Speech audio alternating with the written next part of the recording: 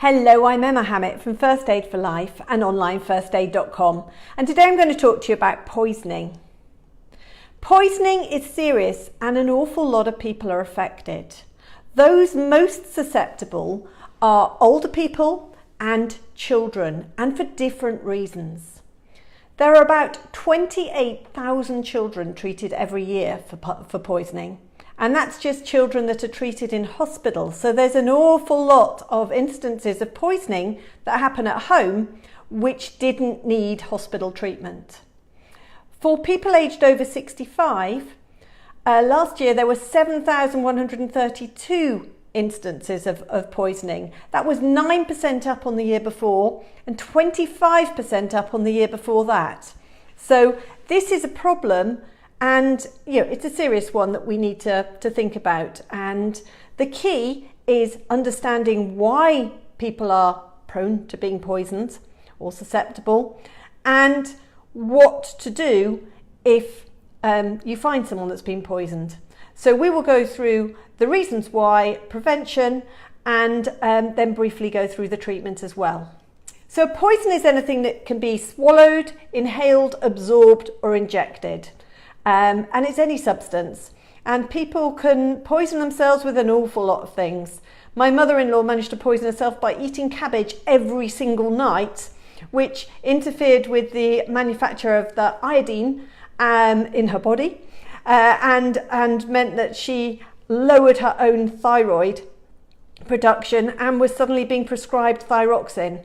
And that was just for going slightly bonkers on the cabbage. So little and often, things in moderation, and as people get older they can often get that slightly obsessive behaviour which can lead you to doing things that wouldn't normally cause a problem. The other thing that she did as well in terms of absorbing something is she used baby bio in her washing machine and caused herself a really severe skin allergy that stayed for 3 or 4 years. So anything in the wrong hands can be a poison. For children, they're most often poisoned in bathrooms, the kitchen or the garden. And there's about 30 children a day who are treated because they have ingested a washing tablet or washing liquid.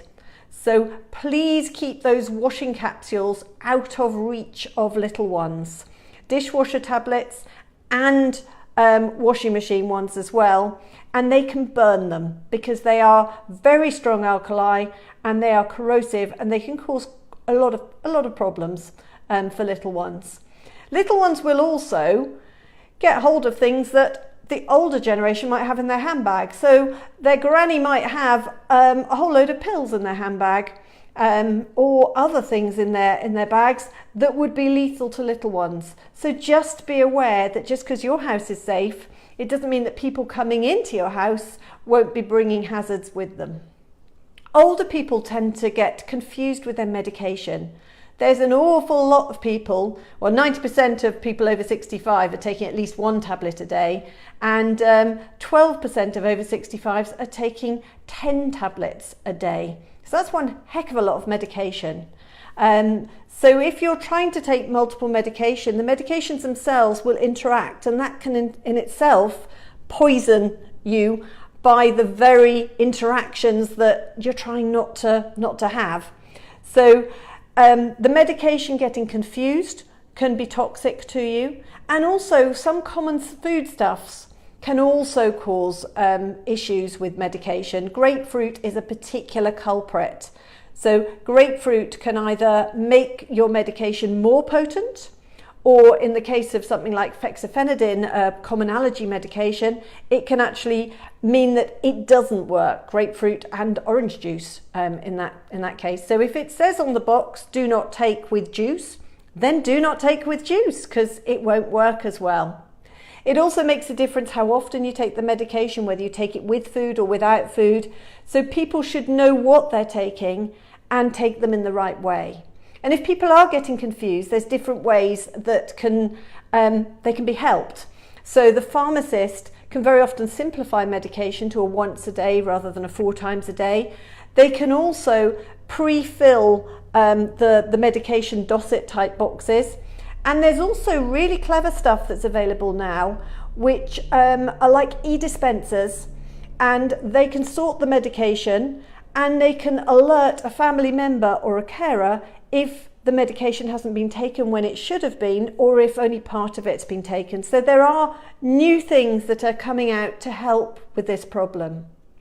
The other issue with poisoning that is prevalent with older people is food poisoning. Because as we get older, our sight isn't as good, our sense of smell isn't as good, and our sense of taste isn't as good, and people take risks with food. And they may not see that things aren't quite as they should be, and they may not quite understand the difference between a use-by date and a best-before date. So food poisoning is another big problem. And another problem with all the age groups is carbon monoxide, and we're going to cover that separately in another Facebook Live and another blog post.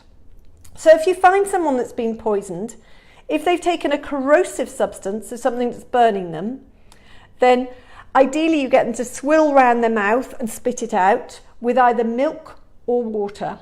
And then you give them small sips if you think they've swallowed it, and you get the emergency services on the way quickly. If it's a non-corrosive substance, then don't let them move around too quickly, because that can metabolize it faster. Don't be cross with them either, because you want to know exactly what they've taken and how much. So if you can gather up the evidence and have that ready to take with you to hospital, that is incredibly helpful. If they're not showing any symptoms, then phone 111, or you can go through to the poisons database, and they have some really helpful information too.